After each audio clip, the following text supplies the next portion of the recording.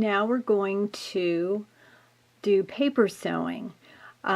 With paper sewing, you have to have your machine unthreaded. So after you thread your machine and you have it checked, you have to make sure that you put your cap back on the spool pin and you put the plate, the hook cover plate, back in place because it has to be on when you're sewing at all times. Now the first thing we're going to do is we are going to practice with just straight lines of stitching. And it says, raise the presser foot and needle and place the paper under the presser foot. Lower the needle onto a line by turning the hand wheel toward you. Actually, you can just hit the up-down button. Guide the paper as you stitch so you stitch only on the line. So we're going to start at the line, and again, you don't need to turn the hand wheel. We're going to hit the up-down needle and then set your presser foot down.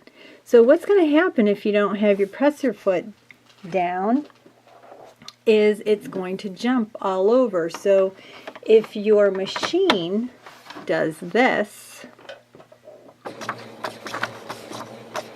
that means you don't have your presser foot down and it needs to be down. So my needle's down, I need to lift it, I need to get it back on the line and set the presser foot down. Now when you are practicing on papers and you're going to do all the lines all the way across, you're going to put your hands, your left hand on the left side of the needle and your right hand in front of the needle. Now you don't want to have a death grip, because if you do and it's really tight, the machine won't move, those feed dogs will not move. So it's just a light touch when you're working with a machine so that the paper can just glide through. So you're making the machine go straight.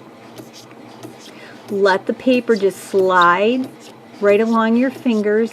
And again, if you have a death grip, it's not going to move. And I don't want to hold it because it's not good for the machine if you hold it like a death grip. So your hands are guiding the machine so that it will sew straight. And if it goes crooked, you're making it go crooked. It's not the machine. And you can get it back on track just by going, turning it back very gently. And now my needle is up and I can't pull the paper out. And don't try to pull the paper out if the needle is down. Just hit that up down needle and then you'll go to the next side where you will just do all the lines all the way across. Now once you've done all of the straight line stitching, you are then going to move on to pivoting.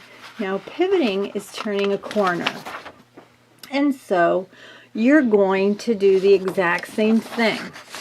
We're going to start at the line, and it does look like this where there's a bunch of corners. You're going to start at the line and push your up down needle so it's down into the paper, and then you're going to gently go down and just keep it on the line. Again, don't have a death grip when you're doing your straight lines before you get to the pivoting point. Now when you get to the pivoting point, you can either stop and use the up down needle, or if you're good at stopping at the exact point, which sometimes I have a hard time doing that also. So I'm getting close. Whoa, I think I could probably just do one more stitch. I'm going to hit the up down button, and it did go over just a bit. Now the needle is down. When you pivot, it has to be down, and I'm going to lift. Don't try to force it, it won't turn.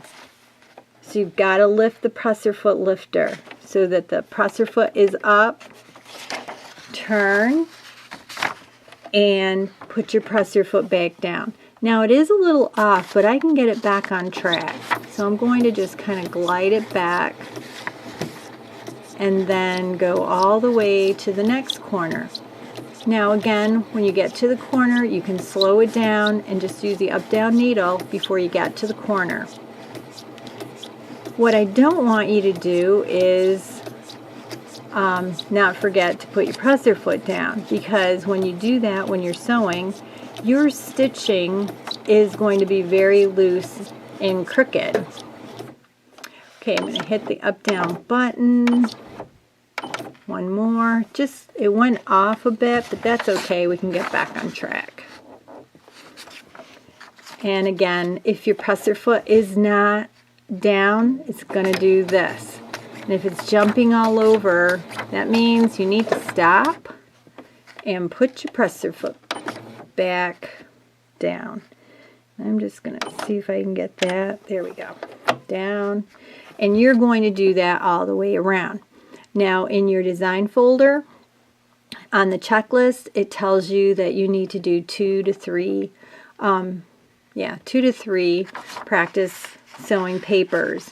And if you get to 3, that's great. If not, you can just have the 2. So after you do those 2 papers, you can move on to some really tough pivoting. So you really have to take it slow.